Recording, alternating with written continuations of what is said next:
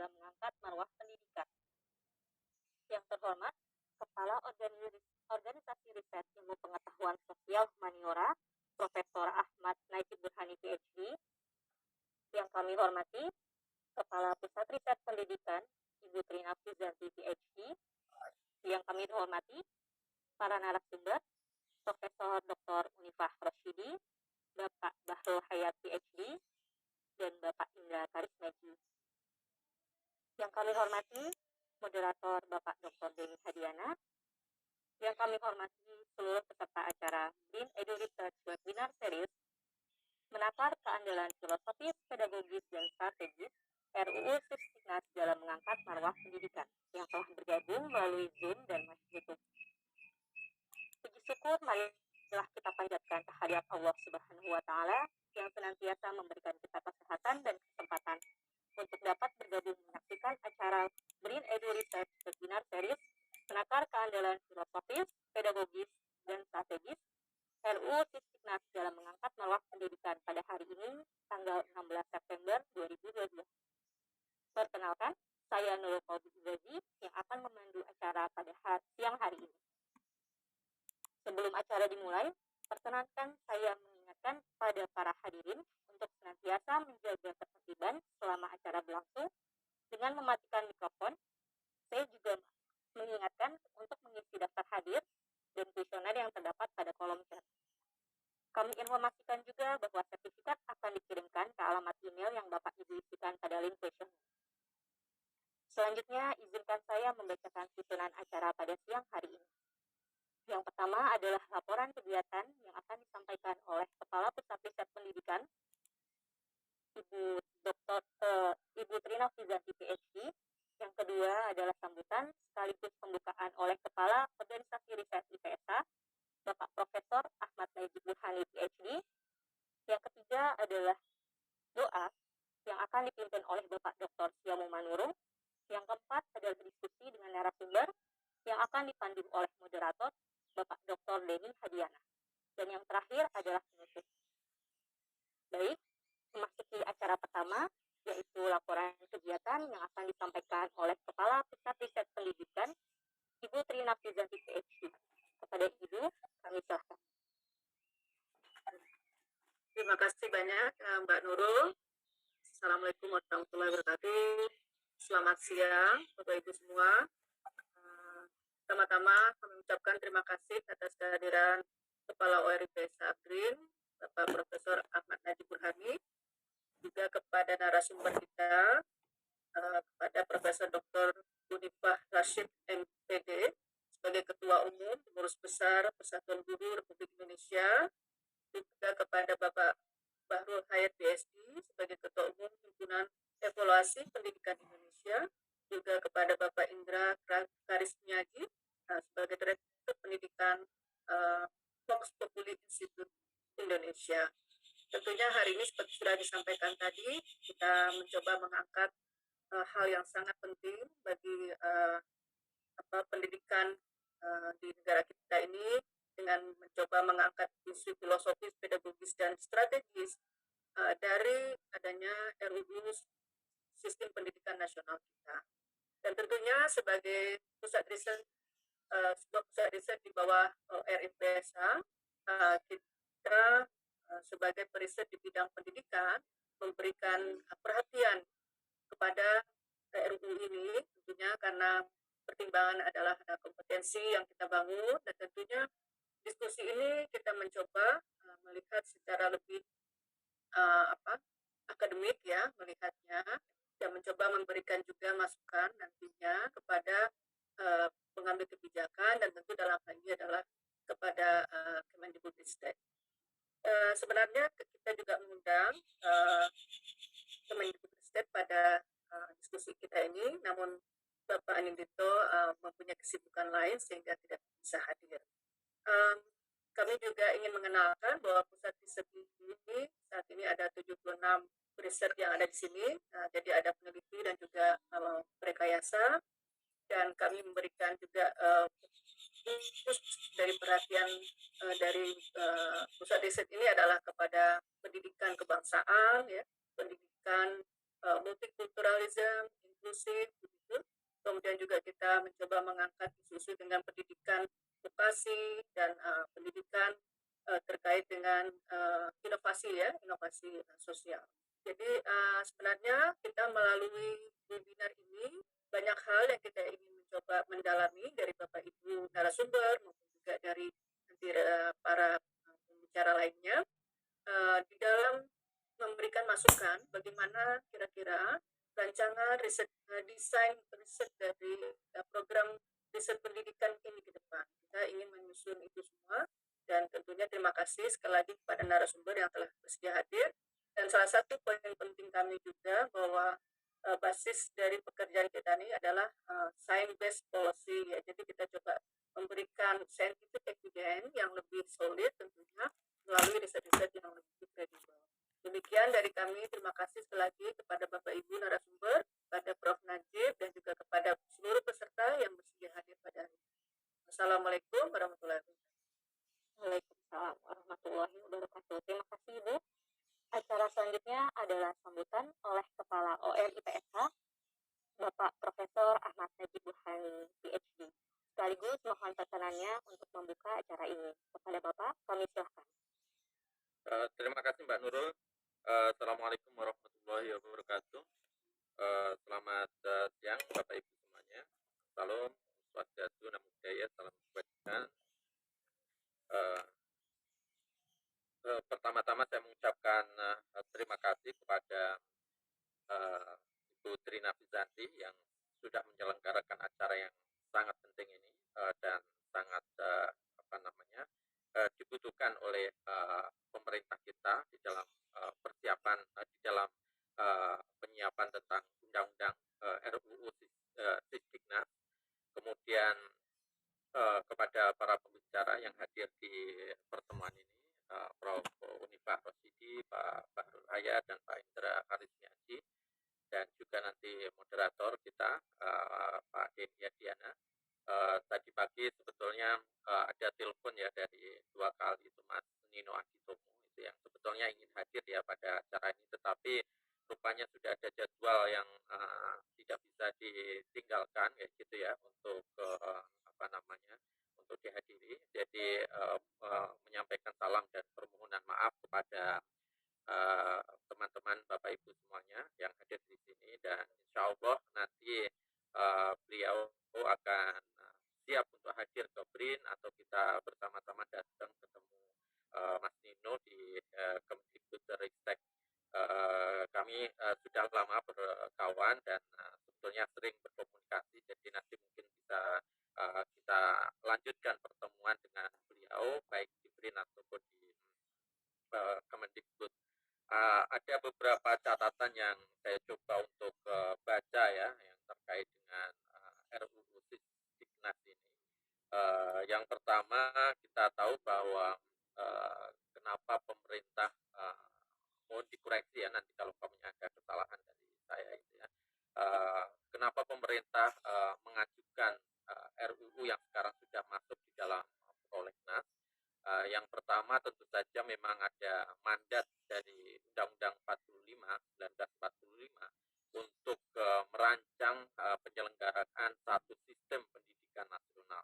Nah, selama ini kan ada 3 sistem undang-undang nomor 20 tahun 2003 tentang Sisdiknas itu sendiri, kemudian Undang-Undang nomor 14 2005 tentang guru dan dosen, dan kemudian yang ketiga Undang-Undang nomor 12 tahun 2012 tentang pendidikan tinggi.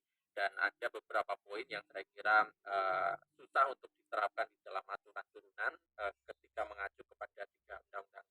Makanya kemudian dibuat Undang-Undang Sisdiknas yang baru yang sekarang masuk di dalam prolegnas ini. Dan yang kedua saya kira mandat tentang pembentukan undang-undang baru ini adalah adanya aturan-aturan yang di undang-undang sebelumnya itu bersifat sangat teknis ya. Semisal kewajiban guru yang mengajar 24 jam tatap muka per minggu. Nah, ketika kita menghadapi perkembangan teknologi atau kemarin semasa pandemi itu menjadi kita bertanya apakah masih relevan atau tidak. Dan ketiga adalah tentu saja ada beberapa keputusan MK yang mengharuskan untuk undang-undang Sisdiknas ini seperti terkait dengan sekolah bertaraf internasional dan sebagainya. Jadi ini yang mengapa kemudian Kemendikbud mengajukan RUU Sisdiknas yang baru. Dan kalau umpamanya kita baca di dalam draft yang sudah tersebar di masyarakat itu ya, ada beberapa perubahan itu ya di dalam RUU ini yang bisa kita cermati. Di antaranya adalah misalnya tekanan pada upaya untuk menjunjung tinggi kebenaran ilmiah itu menjadi salah satu poin dari yang ditekankan di dalam RUU Sisdiknas ini. Dan yang kemudian yang kedua itu adalah misalnya menekankan kepada prinsip inklusivitas itu ya.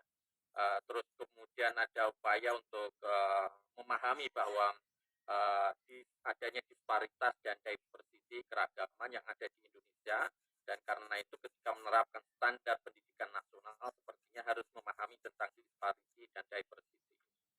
Nah, kemudian ada hal yang lain misalnya yang terkait dengan sekarang ini di dalam undang-undang ini perguruan tinggi akan menjadi berbentuk badan hukum meskipun tetap ada saya kira bantuan daripada pemerintah. Poin yang lain yang bisa kita lihat di dalam RUU ini adalah misalnya proporsi dari tridharma perguruan tinggi, pengajaran, penelitian, dan pengabdian itu akan disesuaikan dengan perguruan tinggi masing-masing. Misalnya kalau kita melihat UI dan UGM yang mungkin menekankan kepada riset mungkin berbeda dengan kampus-kampus yang lain yang masih menekankan kepada sistem pengajaran. Mungkin ini mengacu juga pada sistem beberapa kampus di luar negeri yang agak membedakan antara kampus riset kampus dan kampus yang menekankan kepada pengajaran gitu. Nah, ada hal yang lain yang juga menarik yaitu pendidikan kalau umpamanya kita lihat pendidikan Pancasila menjadi pelajaran wajib pada pendidikan dasar dan menengah.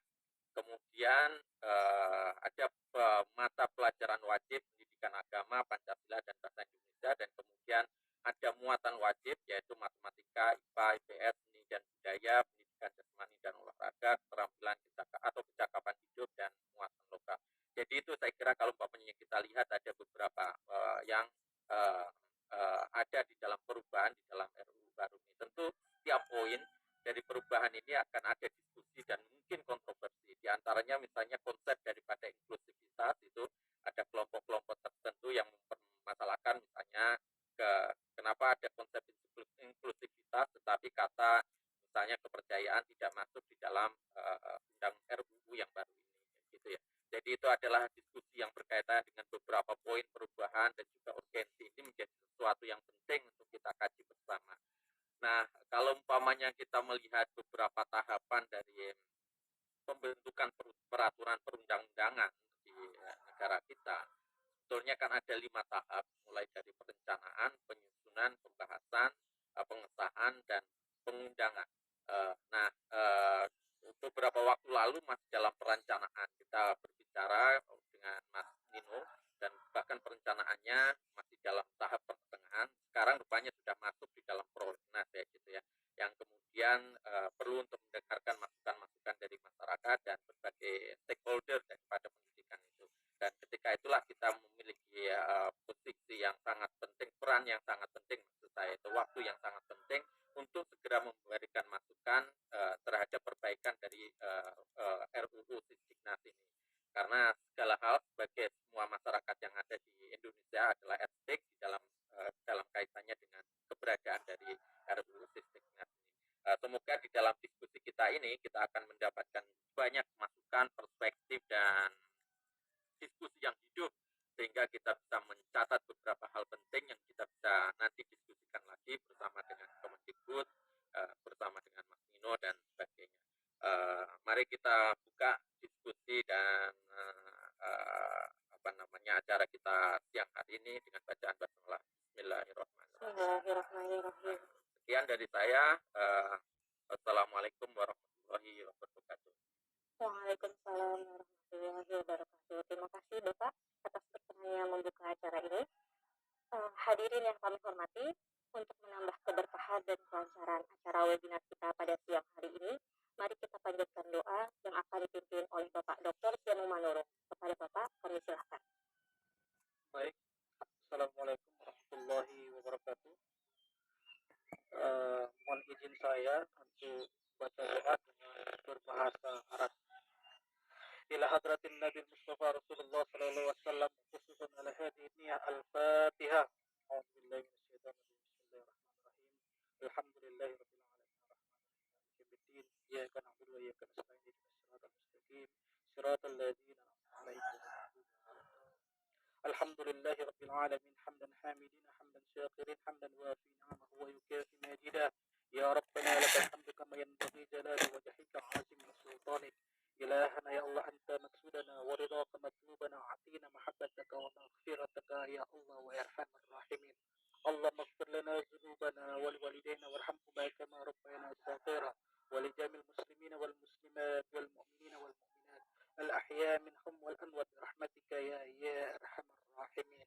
ربنا تقبل منا دعائنا ونياتنا إنك أنت التواب الرحيم.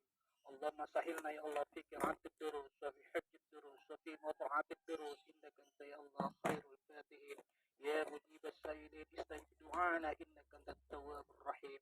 ربنا آتنا في الدنيا حسنة وفي الآخرة حسنة وقنا عذاب النار.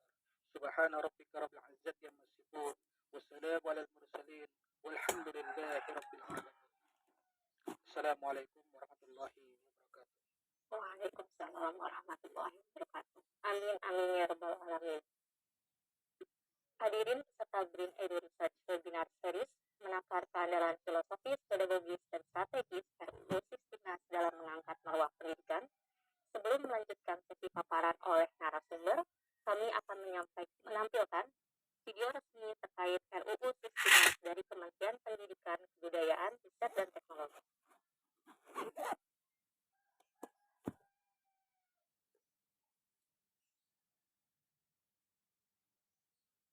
Sebenarnya RUU Sisdiknas ini adalah punya potensi positif terbesar terhadap kesejahteraan guru. Kalau RUU Sisdiknas ini terjadi, ada beberapa hal yang akan bisa tercapai. Yang pertama adalah RUU Sisdiknas ini menjamin bahwa guru-guru yang sudah menerima sertifikasi dan tunjangan tidak akan ada penurunan apapun. Mereka akan terus menerima tunjangan profesi mereka sampai dengan pensiun. Jadi aman, tidak perlu khawatir. Aman. Ada sekitar 1,3 juta guru yang saat ini menerima tunjangan dan mereka aman sampai pensiun. Ya. Tetapi ada 1,6 juta guru lain yang belum menerima tunjangan profesi, ya, tunjangan apapun, dan mereka ini sudah bertahun-tahun, berpuluh-puluh tahun menunggu jatahnya mereka, jatah kesejahteraan. Betul.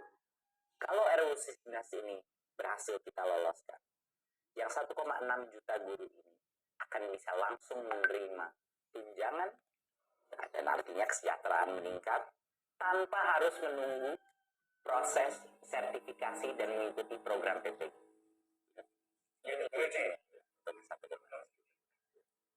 Plus, di luar itu, kalau RUU Sisdiknas ini digolkan, untuk pertama kalinya di Indonesia, guru-guru PAUD, saat ini ada sekitar 250.000 guru PAUD, guru-guru pendidikan kesetaraan, dan guru-guru pesantren, itu bisa juga diakui sebagai guru.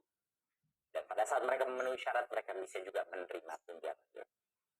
Jadi RUU Sisdiknas ini sebenarnya semuanya kabar gembira, bahwa mereka tetap dijamin menerima tunjangan profesi yang sudah diberikan sampai dengan pensiun. Itu ada di pasal 145 ayat 1. Jadi ada aman. ketentuan transisi yang menjadi pengganti dari undang-undang yang dicabut. Nah, jadi itu aman. Insya Allah itu meredakan kecemasan 1,3 juta guru yang sudah menerima tunjangan ini. Ya. Nah, jadi pasti banyak guru-guru ini semua menanya, kenapa sih saya untuk mendapatkan sertifikasi dan untuk mendapatkan tunjangan ini harus mengantre? Kenapa? Alasannya adalah, dan ini harus dijelaskan ke setiap guru di Indonesia, alasannya adalah di dalam Undang-Undang Guru dan Dosen tahun 2005, guru itu dipisahkan dari sistem ASN lainnya. Makanya disebut dalam Undang-Undang Guru dan Dosen itu ada kata-kata tunjangan profesi. Dan disebut berapa jumlah tunjangannya. Tetapi yang harus disadari oleh banyak guru-guru, di dalam Undang-Undang Guru dan Dosen itu, proses untuk mendapatkan tunjangan itu dikunci dengan namanya proses sertifikasi, yaitu PPG. Sementara sistem kita punya kapasitas yang terbatas untuk PPG.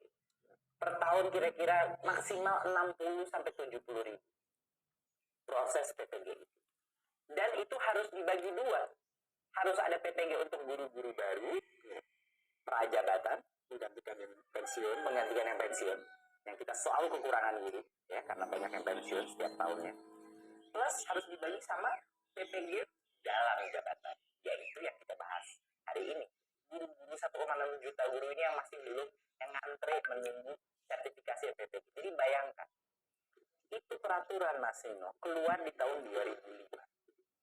Sekarang tahun 2022. Karena undang-undang tersebut, walaupun dengan itikat baik undang-undang itu, hanya 1,3 juta guru itu yang menerima sertifikasi. Jadi hampir 20 tahun untuk mencapai 1,3 juta guru disertifikasi. Kalau kita diam saja dan mengikuti peraturan itu, di mana disebut tunjangan profesi dan lain-lain, kita akan menunggu lebih dari 20 tahun lagi. Baru yang 1,6 juta ini bisa semua selesai disertifikasi, dapat PPG-nya, dan akhirnya menerima tunjangan. Nah, ini adalah suatu hal yang harus diperhatikan. Kenapa mereka harus mengantre? Karena di Undang-Undang Guru dan Dosen, mereka dikunci dengan sertifikasi karena ada pembedaan sistem tunjangan mereka. Makanya namanya tunjangan profesi disebut situ. Itu yang membuat guru itu diperbedakan dari contohnya ASN lain. Sementara ASN yang lain itu tidak perlu menerima, tidak perlu melalui proses sertifikasi atau proses PPG untuk mendapatkan tunjangannya. Jadi kalau misalnya Mas Tino, guru-guru ini disetarakan kembali dengan undang-undang ASN ini untuk guru-guru negeri ya. Kalau mereka untuk P3K, guru PNS, kalau mereka disetarakan lagi dengan undang-undang ASN, mereka akan bisa menerima tunjangan langsung tanpa mengantre sertifikasi dan PPG. Jadi kenaikan tunjangan ya, tanpa harus sertifikasi. Tanpa harus sertifikasi. Tetapi situasinya, kenapa ini ada polemik di masyarakat? Karena ada berbagai pihak yang sekarang mempertanyakan, melihatnya hanya sangat dari permukaan saja. Mereka melihat kata tunjangan profesi itu dikeluarkan dari undang-undang. Seolah-olah kita ingin menarik tunjangan, padahal kebalikannya Mas Nino. Kata tunjangan profesi itulah alasan kenapa 1,6 juta guru itu sekarang tidak menerima tunjangannya dan harus mengantre. Jadi disandra oleh pengaturan yang mengikat mereka harus sertifikasi dulu baru menerima penghasilan yang layak. Sehingga yang sudah menjadi guru, ya udah kita putihkan mereka. Mereka kita bisa berikan tunjangan tanpa mereka harus mengikuti proses sertifikasi. Dan benefitnya adalah sertifikasi masih terjaga. Untuk guru-guru baru kita memastikan guru-guru baru yang akan menjadi regenerasi proses transformasi ini kualitasnya baik.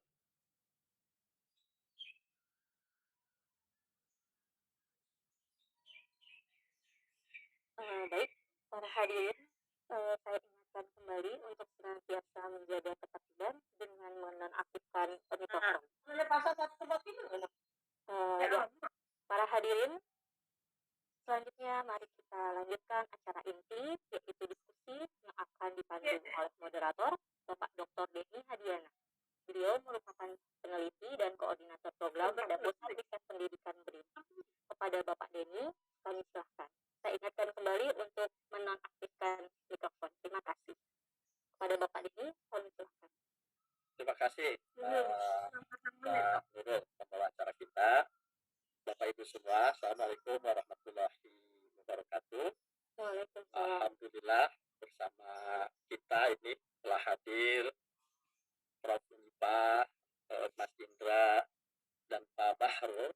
Nama-nama tersebut adalah pembicara pada webinar kita menakar keandalan filosofis, pedagogis, dan strategis RUU Sisdiknas dalam marwah pendidikan. Niat baik ya pemerintah untuk melakukan revisi terhadap undang-undang Sisdiknas ini, tentu niat baik juga ini dari publik yang terus memberikan masukan-masukan, ya, kritik juga, tapi ini semua diniatkan untuk kebaikan pendidikan di Indonesia ke depan agar betul-betul kelak RUU Sisdiknas ini ketika diundangkan betul-betul menggaransi ya bahwa marwah pendidikan kita akan semakin baik. Bapak Ibu semua, ini luar biasa dari Sabang sampai Merauke, juga saya lihat dari Miangas sampai Pulau Rote juga para guru praktisi hadir. Ini menunjukkan antusias yang luar biasa sebagaimana antusias diskursus pada RUU Sisdiknas ini. Nah, Bapak Ibu semua, pada sesi ini kita akan mulai dengan Bang Indra ya untuk menyampaikan beberapa hal terkait dengan RUU Sisdiknas ini. Kemudian kita lanjutkan dengan Pak Bahrul Hayat dan terakhir nanti ada Prof. Unipah. Sebelum memulai sesi webinar, mohon izin ini untuk menyapa terlebih dahulu Bang Indra. Selamat sore Kang Denny, apa kabar? Selamat sore. Baik, Bang Indra sehat ya? Alhamdulillah sehat. Terima kasih sudah mengundang saya. Iya, ini Bang Indra ini luar biasa nih kalau Bapak Ibu tampaknya ini wajahnya ini sudah tidak asing nih bagi kita nih. Wajahnya, pikirannya ini menghiasi berbagai media yang baik TV maupun media sosial dan lain-lain.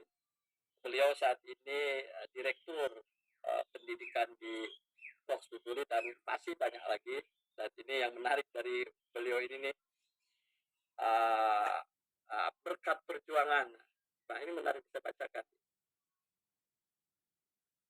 Berkat perjuangan yang nyata dan tiada henti ini luar biasa. Di tahun 2018 yang lalu Indra mendapat penghargaan Anugerah Pendidikan Indonesia. Ini suatu bukti nih bahwa komitmen beliau terhadap pendidikan tidak diragukan lagi, termasuk kritik-kritik konstruktifnya. Kita ingin coba sama-sama menyimak ya, mendengarkan apa yang akan disampaikan beliau terkait dengan RUU Sisdiknas ini. Bang Indra, kami persilahkan ini waktu sekitar 30 menit ya untuk menyampaikan hal-hal yang esensial terkait dengan RUU Sisdiknas ini. Kami persilahkan, Bang Indra. Siap, terima kasih. Assalamualaikum warahmatullahi wabarakatuh. Salam sejahtera untuk kita semua. Shalom, Om Swastiastu, Namo Buddhaya, salam kebajikan. Yang terhormat Pak Ahmad Najib, Bu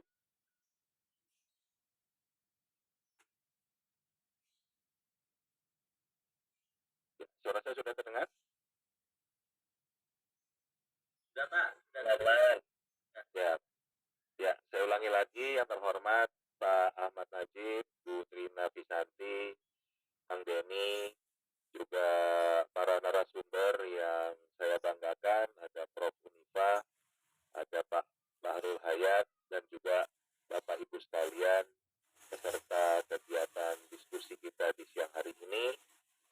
Senang sekali saya bisa bergabung, bisa sharing pandangan saya mengenai RUU Sisdiknas yang sebuah undang-undang yang sangat penting dan akan menentukan masa depan bangsa ini. Jadi izinkan saya untuk memulai pandangan saya Punten Kang Denny, dari saya atau dari sana yang share screen-nya? Dari saya ya? Ya, Silakan dari Pak Indra. oke. Apakah sudah terlihat? Sudah Pak Indra, jelas sekali. Nah, saya karena gelar saya Prof, pakai P ya, bukan pakai F kan, dari provokator, saya juga membuat judul yang agak provokatif. Saya membuat judulnya Asap dan Cermin RUU Sisdiknas, Smoke and Mirrors RUU Sisdiknas. Jadi kalau kita bicara pesulap itu kan selalu menggunakan triknya, menggunakan asap dan cermin, ya kan, supaya penontonnya terpukau dengan trik-triknya kan. Nah, saya kok melihat RUU Sisdiknas ini banyak menggunakan asap dan cermin ya kan. Entah apa tujuannya, tapi coba kita gali bersama-sama, kita lihat tentunya semua tujuannya adalah demi kebaikan dari bangsa ini dan kita tetap bisa melaksanakan amanat dari konstitusi. Ya, tadi saya sudah diperkenalkan, jadi nggak perlu memperkenalkan diri lagi. Di bawah, sebelah kanan bawah ada kontak saya, Bapak Ibu sekalian. Kalau mau diskusi lebih panjang lagi, silakan. Bisa email, bisa WA, bisa melalui sosial media, kita bisa diskusi lebih panjang lebar tentang pendidikan atau bahkan tentang RUU Sisdiknas ini. Saya mulai dulu dengan amanat konstitusi. Sekedar mengingatkan saja, ya kan, dari apapun yang kita lakukan dalam menyusun undang-undang sistem pendidikan nasional ini tidak boleh lari daripada konstitusi. Jadi di konstitusi itu jelas, ya kan,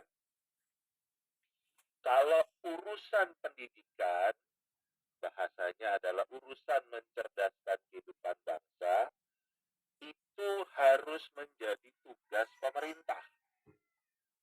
Jadi tanggung jawabnya itu clear, tegas, adalah tanggung jawab pemerintah. Bukan tanggung jawab warga negara, bukan penduduk Indonesia, jadi bukan hanya yang tinggal di Indonesia saja, bukan juga swasta, bukan ormas, bukan organisasi keagamaan, tetapi clear adalah tugas pemerintah. Jadi itu yang harus kita pahami bersama supaya jangan terbelokkan seakan-akan warga negara, masyarakat itu harus ikut bertanggung jawab. Membantu sangat dibutuhkan sebagai bagian dari kolaborasi karena ini adalah tugas kita bersama. Tapi tanggung jawabnya menurut konstitusi adalah tanggung jawab pemerintah. Kemudian secara detail di pasal 31 jelas ayat 1 mengatakan setiap warga negara berhak mendapatkan pendidikan. Ayat 2 mengatakan setiap warga negara wajib mengikuti pendidikan dasar dan pemerintah wajib membiayainya. Ini clear. Sekali lagi pemerintah wajib membiayainya. Jadi jangan sampai terbelokkan untuk warga negara harus ikut menanggung biayanya. Jangan bergantung pada sekolah swasta. Jangan juga pemerintah lepas tangan untuk tidak menyiapkan tenaga pendidiknya. Karena yang disebut dengan wajib membiayai itu seluruhnya. Sarana, prasarana, tenaga pendidik, tenaga kependidikan, semuanya. Untuk urusan pendidikan dasar, tentunya dalam hal ini adalah 9 tahun, SD dan SMP, menurut konstitusi itu sekali lagi clear tugas pemerintah. Kemudian pemerintah mengusahakan menyelenggarakan satu sistem pendidikan nasional, ya, jadi bukan multi sistem. Nanti kita lihat kita ini sekarang satu atau multi sistem. Ya, kemudian negara memprioritaskan anggaran pendidikannya sekurang-kurangnya 20% baik dari APBN maupun APBD. Kemudian yang terakhir, pemerintah memajukan ilmu pengetahuan dan teknologi dengan menjunjung tinggi nilai-nilai agama dan persatuan bangsa untuk kemajuan peradaban serta kesejahteraan umat manusia. Jadi ujung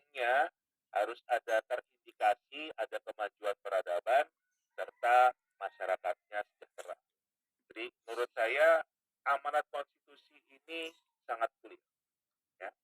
Sekarang kita lihat bagaimana draft dari RUU Sisdiknas ini.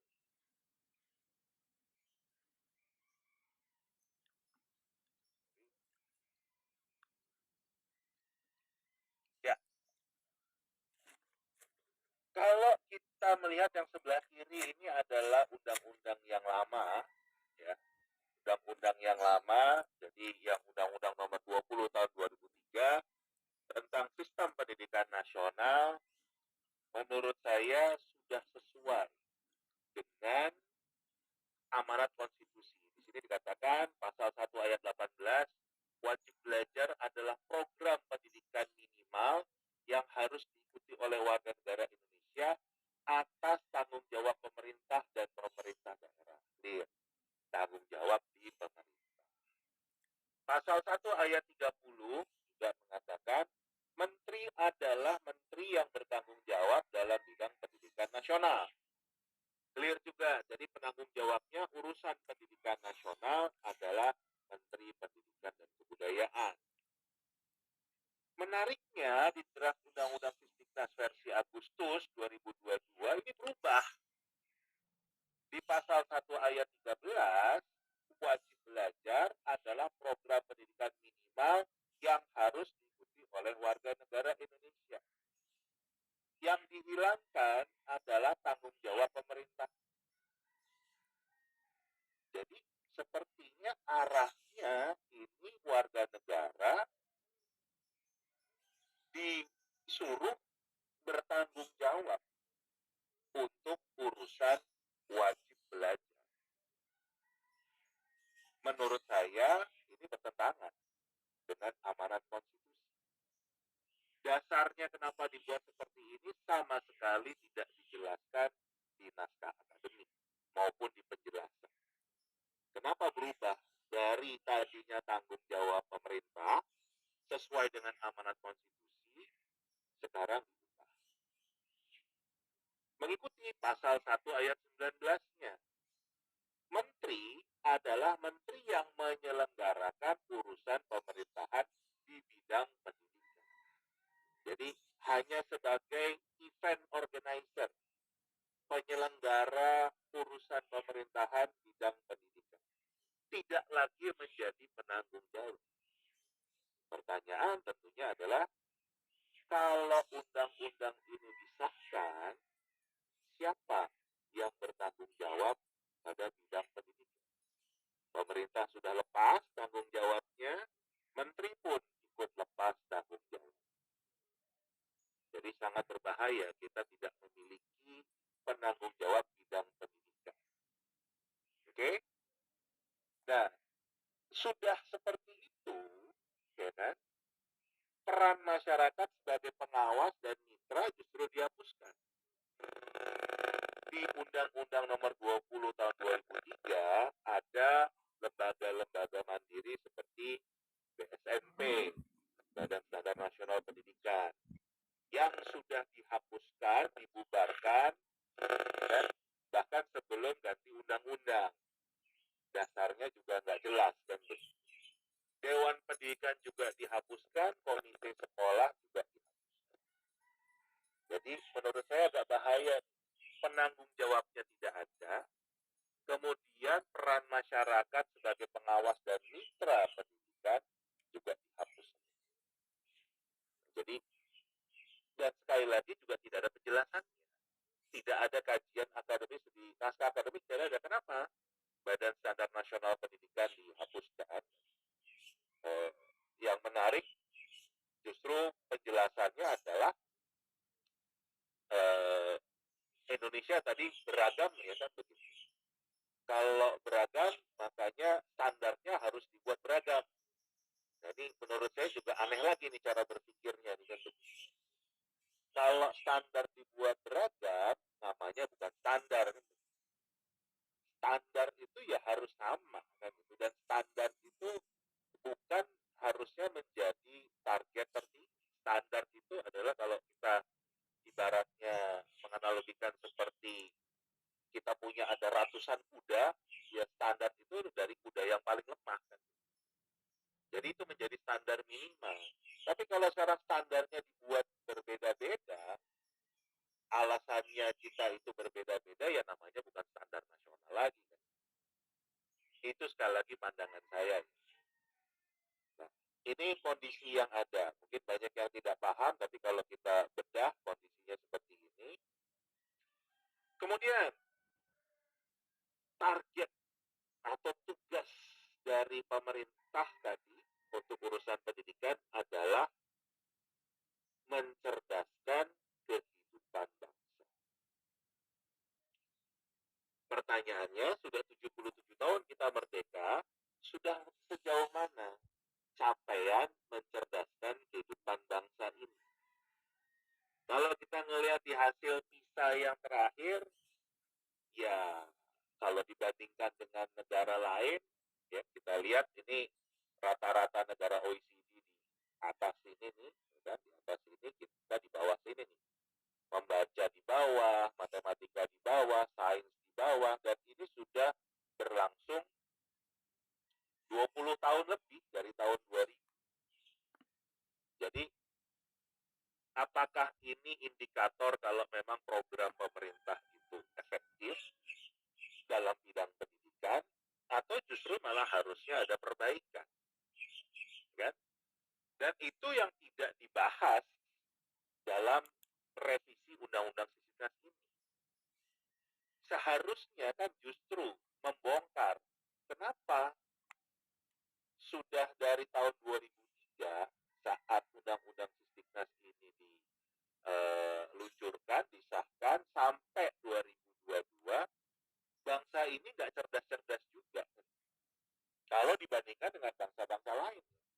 Kalau dari kemampuan membaca, matematika itu lemah sekali. Nah, ini juga dikonfirmasi dengan asesmen terbaru yang dibuat oleh Kemendikbudristek. Ya sama. Mengkonfirmasi hasil PISA, asesmen nasional, asesmen kompetensi minimum, yang menunjukkan kemampuan literasi kita di bawah minimum, kemampuan numerasi kita di bawah minimum, ya kan? Di semua level. Ini sih dikatakan yang mencapai kompetensi minimum hanya di level SMA, SMK. Itu menurut Kemendikbud begitu. Dan bahkan kalau saya mengatakan ya, saking buruknya kemampuan numerasi kita, di Kemendikbud itu Pancasila ada 5 sila, tapi profilnya ada 6. Jangan-jangan salah hitung karena kemampuan numerasinya rendah, ya kan? Jadi kelihatan wah Pancasila itu silanya 5 tapi profilnya bisa 6. Mungkin salah hitung.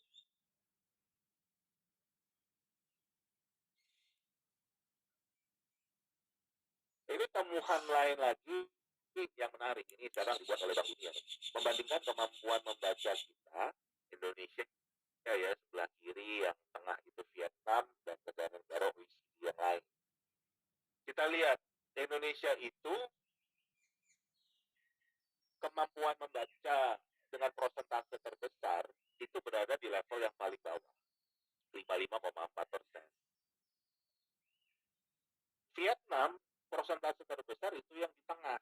Negara-negara lain juga di tengah. Kita yang nomor 1, yang level paling bawah. Dengan kata lain, di negara lain itu kan kurva distribusinya normal. Yang terbanyak di tengah ini adalah yang sedang-sedang aja, kan? Kemampuan membacanya nggak terlalu tinggi, nggak terlalu rendah, jadi normal lah kan. Dan saya yakin anak Indonesia pada saat lahir distribusinya juga normal. Artinya akan lebih banyak anak yang biasa-biasa saja, ya sedang-sedang saja kemampuannya dibanding yang jenius ataupun dibanding yang kurang. Pasti ada, tapi tetap harusnya kurva terbesar, jumlah terbesar yang berada di tengah, yang sedang-sedang saja. Tapi setelah sekolah di Indonesia, ternyata kurvanya bergeser ke kiri. Lebih banyak yang kurangnya, level 1-nya, daripada yang tengahnya, kan begitu. Yang lebih sedikit. Nah ini kan bisa disimpulkan di Indonesia sekolah bukan tambah pintar karena lahirnya distribusinya normal, begitu sekolah malah bergeser ke kiri. Jadi sekolah di Indonesia bukan tambah pintar tapi tambah bodoh. Nah ini kan sudah bertolak belakang dengan konsep mencerdaskan kehidupan bangsa dan bahkan Bank Dunia mengatakan levelnya Indonesia itu di level functionally illiterate alias buta huruf secara fungsi. Bisa baca tapi nggak paham apa yang dibaca. Dan untuk numerasi juga ada lagi temuan dari Indonesian Familiar Survey yang mengatakan soal matematika yang tahun 2000 dulu bisa dikerjakan oleh anak kelas 4 SD, di tahun 2014 itu baru bisa dikerjakan oleh anak kelas 7 SMP. Jadi mengkonfirmasi nih kondisi di Indonesia bukan sekolah, bukan tambah pintar. Nah kan harusnya ini yang dibenahi, kan? Tapi sama sekali tidak tampak dalam naskah akademik, dalam draftnya, bagaimana memperbaiki, ya kan? Ini nggak tampak. Nah, bahkan untuk membuat anak Indonesia rajin belajar saja, pemerintah gagal. Bayangkan dari 10 tahun yang lalu ada kajian dari UNESCO yang mengatakan minat baca orang Indonesia itu hanya yang serius itu hanya 1 dari 1.000 orang, sampai sekarang tidak berubah. Padahal anggarannya 20%. Tahun depan sudah 608 triliun anggaran pendidikan. Tapi membuat anak-anak kita punya minat baca saja nggak mampu. Minat bacanya rendah, otomatis kemampuan membacanya juga rendah. Bahkan saking rendahnya kemampuan literasi orang Indonesia, tahun lalu OECD itu membuat sebuah kajian yang menunjukkan kalau orang Indonesia ternyata yang paling tidak mampu membedakan mana yang fakta, mana yang opini. Karena nggak mampu mencari referensi yang benar. Karena nggak terbiasa membaca. Itulah kenapa di Indonesia banyak ujaran kebencian, banyak percaya hoax, penipuan, ya kan? Intoleransi muncul. Karena ya nggak bisa membedakan mana yang fakta, mana yang opini. Dan ini kesalahan pendidikan. Dengan kata lain, kesalahan pemerintah. Karena tugas pemerintah mencerdaskan kehidupan bangsa. Jangan kita geser menjadi tugas kita sebagai warga negara. Enggak. Konstitusinya jelas. Ini mengatakan tugas pemerintah. Jadi pemerintah sudah gagal. Harusnya kinerjanya kan diperbaiki. Tapi sayangnya tidak tampak. Oke? Nah ini yang paling jelas. Ya kan? Membuktikan tadi hasil temuan OECD kalau orang Indonesia itu nggak bisa membedakan antara fakta dan opini, kita ditempatkan sebagai warganet yang paling tidak sopan se-Asia Pasifik. Banyaknya hoax, penipuan, ujaran kebencian, diskriminasi. Padahal katanya pendidikan kita landasannya Pancasila, yang kemanusiaan adil dan beradab. Tapi ternyata kita dianggap sebagai warganet yang paling tidak sopan se-Asia Pasifik. Sekali lagi, ini tugas pendidikan. Tugas pendidikan artinya tanggung jawab pemerintah. Ini hal-hal yang harus kita benahi bersama, harus kita masukkan ke dalam revisi Undang-Undang Sistem Pendidikan Nasional.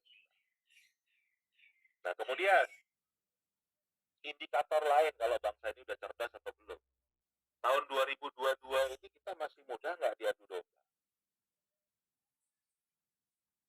Bahkan sekarang ini antar organisasi profesi guru ada upaya mengadu domba antara guru dengan guru, yang satu disuruh mendukung RUU Sisdiknas, sedangkan yang kritis itu dianggap yang buruk, kan begitu, anti perubahan, menggunakan buzzer, influencer. Tapi intinya adalah orang Indonesia disuruh bertikai dengan orang Indonesia lain. Apakah itu indikator bangsa ini sudah cerdas? Tentunya belum. Nah, sekarang kalau kita bicara tentang kajian, ya kan? Ada kajian. Kenapa kondisi pendidikan Indonesia seperti itu? Nah, dia nggak muncul dalam naskah akademik buatan pemerintah ini, nggak muncul. Ada kajian yang diterbitkan oleh Center for Education Economics tahun 2018 yang lalu. Mereka mengatakan dari hasil riset mereka ada dua hal utama yang membuat pendidikan Indonesia itu nggak maju-maju. Dan dua-duanya karena komplasensi. Komplasensi itu artinya menganggap semua baik-baik saja. Ini sudah oke kok kan. Nah, yang pertama masyarakatnya sendiri memang komplasen. Artinya ya nggak begitu peduli dengan urusan pendidikan, nggak suka ngomongin pendidikan, kan? Cenderung bahkan mungkin untuk urusan pendidikan itu outsourcing, ya kan? Kemudian juga di dalam jurnal ini disampaikan kalau pemerintahnya sendiri programnya itu BAUMM disebut, business as usual with more money. Jadi sebetulnya programnya itu aja, ya kan? Namanya jadi gonta-ganti, kelihatan ada inovasi, isinya sama aja, uangnya ditambah terus. Nah, ini nggak pernah dibahas dalam naskah akademik ini, temuan-temuan seperti ini nggak pernah dibahas. Nah, jadi kalau kita mau membenahi salah satu kelemahan sistem pendidikan nasional kita, dan ini masih tampak dalam draft yang sekarang, kita itu menganggap yang namanya pendidikan itu adalah persekolahan. Padahal kalau menurut Bapak Pendidikan kita, Ki Hajar Dewantara, yang selalu dikatakan menjadi buah pikiran dari langkah-langkah Kemendikbud, karena makanya saya juga menunjukkan poster yang dibuat Kemendikbud sendiri, ya kan? Di mana pendidikan itu harus terdiri dari 3 pusat: keluarga, rumah, sekolah, dan masyarakat. Tapi dalam draft Undang-Undang Sistem Pendidikan Nasional, isinya mayoritas tentang persekolahan. Jadi harusnya namanya bukan Undang-Undang Sistem Pendidikan Nasional, tapi Undang-Undang Sistem Persekolahan Nasional. Kalau isinya seperti sekarang. Harusnya kalau bicara pendidikan bagaimana meningkatkan pendidikan di rumah. Kenapa orang Indonesia itu, kita bisa lihat pada saat pandemi kemarin, terbukti ternyata rumah orang Indonesia memang tidak pernah dijadikan sebagai pusat pendidikan. Orang Indonesia ini rata-rata ya, banyak yang nggak pede untuk mendidik anaknya sendiri. Jadi mindsetnya itu kita percayakan ke orang yang dianggap lebih hebat. Serahkan ke pondok pesantren, ke asrama, yang di kota ke sekolah, pulang dari sekolah serahkan ke bimbel, ke guru les, ya kan?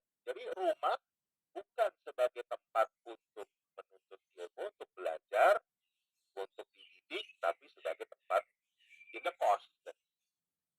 Pak Indra, Sama mohon izin juga 5 menit lagi Pak Indra, ya. masyarakat juga tidak bisa.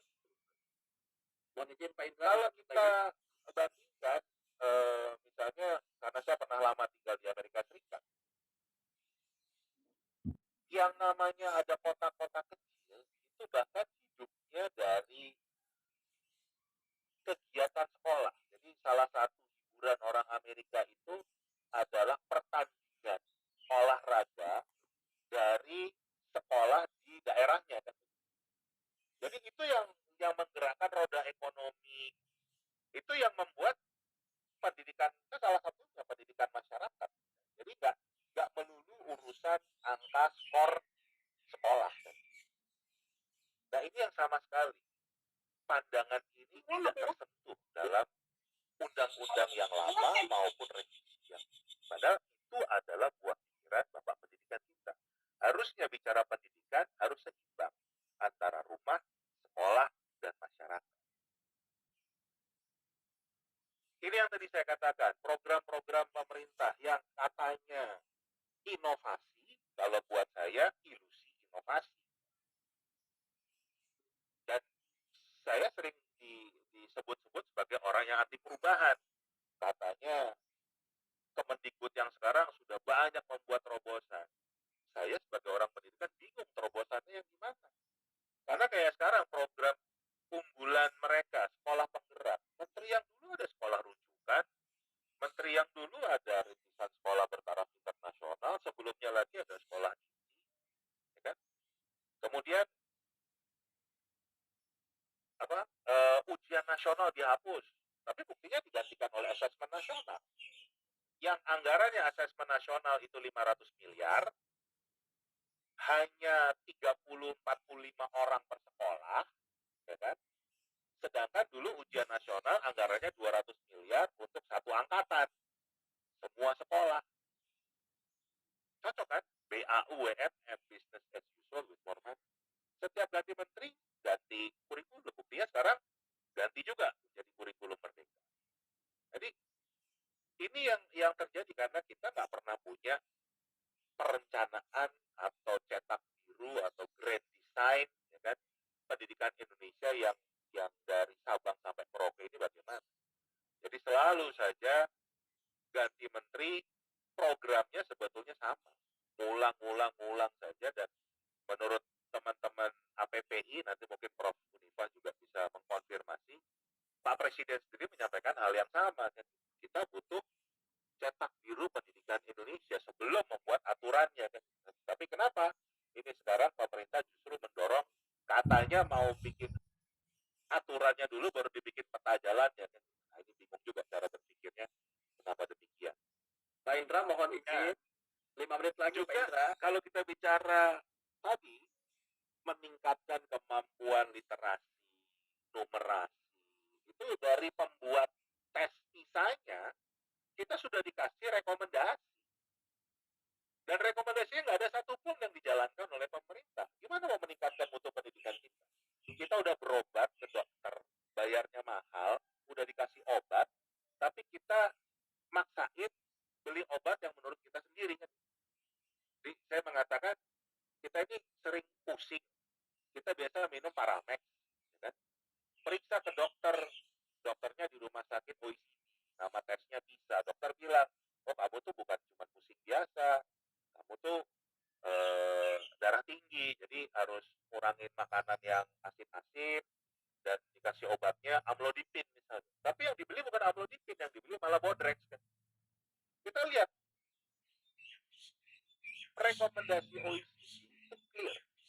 Kita harus meningkatkan prestasi belajar dengan meningkatkan kualitas mengajar. Jadi fokusnya adalah guru-guru. Satu dikatakan kebijakan yang memperkuat implementasi 8 standar nasional pendidikan. 8 standarnya yang dihapus. Bukan kebijakan yang memperkuat implementasi 8 standar, tapi 8 standar dihapus, dipotong jadi 3 standar, yang katanya nanti dibikin standarnya beda-beda. Kemudian meningkatkan kualitas siswa yang terjun ke dalam profesi mengajar dan kualitas pelatihan pra-mengajar. LPTK-nya harus dikuatkan. Ini LPTK-nya malah dihapuskan karena nggak ada. LPTK dalam RUU Sisdiknas ini nggak ada. Ya kan? Kemudian menyediakan program mentoring yang secara terus-menerus memperbaiki kualitas belajar dan mengajar. Jadi kalau kita punya 3,1 juta guru, harusnya 3,1 juta guru itu dilatih setiap tahun. Bukan 400.000 5 tahun, yang sisanya nggak tahu kapan. Mohon izin Pak Indra 5 menit lagi. Memastikan keberhasilan implementasi kurikulum pendidikan yang baru. Jadi tahun 2018, ya kan? Ini PISA kita yang terakhir, OECD mengatakan kurikulum Indonesia baru. Makanya pastikan keberhasilan implementasi kurikulum pendidikan melalui guru sebagai agen utama kurikulum. Tahun 2022 belum bisa lagi, bisanya kan baru tahun ini, malah udah ganti kurikulum kan. Itulah hebatnya kita, kan? Kemudian nih, membuat profesi guru semakin atraktif dalam rangka menarik para kandidat yang lebih baik. Apa yang dilakukan oleh pemerintah? Justru menyamakan profesi guru dengan buruh. Mohon izin Pak Indra. Mohon izin Pak Indra. Mohon izin Pak Indra 5 menit lagi waktunya. Silakan. ASN-nya disamakan dengan ASN yang lain. Jadi tidak ada perbedaan. Jadi sudah disamakan dengan buruh, kemudian yang ASN-nya disamakan dengan ASN-nya. Padahal rekomendasi dari OECD jelas bikin profesi guru semakin atraktif dalam rangka menarik kandidat yang lebih baik. Anak-anak yang pintar itu harusnya ditarik untuk mau kerja jadi guru. Jadi kayak di Singapura, kayak di Jepang, itu nggak sembarangan orang bisa jadi guru. Karena memang kesejahteraannya sangat tinggi sekali dan hanya the best of the best yang terbaik yang bisa menjadi guru. Tapi kita justru malah udah ada tunjangan profesi, tapi malah dihapuskan dengan tadi bahkan bolak-balik promosi dengan videonya mengatakan kalau akan lebih sejahtera. Nanti kita bongkar lagi lebih sejahteranya dari mana kan? Tulisan tunjangan profesi aja hilang, ya kan? Tapi mengatakan akan lebih sejahtera karena disamakan guru itu dengan guru, karena guru disamakan dengan ASN yang lain, tidak ada keistimewaannya. Padahal rekomendasinya untuk bisa lebih istimewa. Nah ini contoh-contoh, ya kan? Hal-hal yang sudah ini kita bayar mahal loh. Rakyat itu membayar mahal untuk kita ikut bisa dan dapat rekomendasinya. Tapi buat apa kalau rekomendasinya nggak pernah dilaksanakan? Jangan-jangan karena nggak pernah dibaca, mungkin karena functionally illiterate tadi. Kan? Jadi nggak tahu kalau ada rekomendasi seperti itu.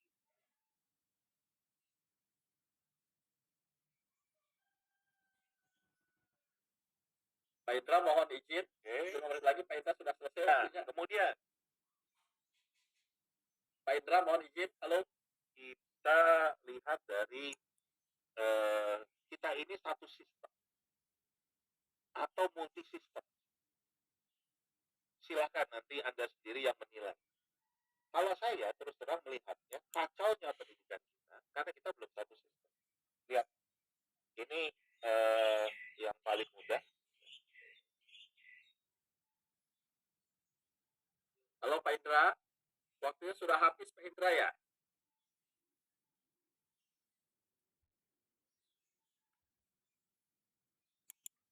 Bisa dipercepat Pak Indra, mungkin kita kasih waktu 5 menit lagi.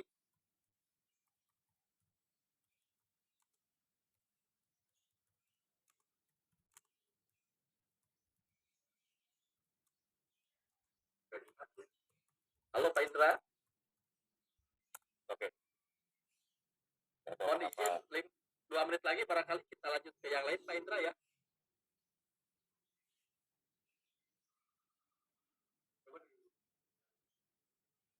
Halo Pak Indra. Waktunya sudah habis Pak. Kita akan lanjut ke Saya ngambil Membahas yang lain peraturan ya? Presiden nomor 100. Pak Indra.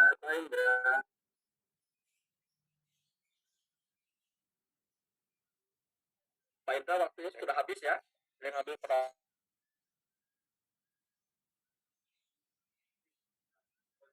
Pak Indra waktunya sudah habis. Barangkali kita akan lanjut ke pembahasan lain Pak Indra.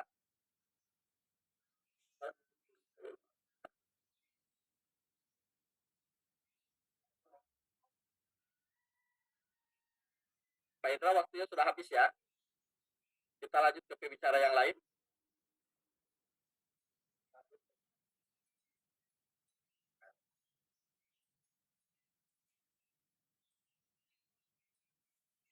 Halo Pak Indra.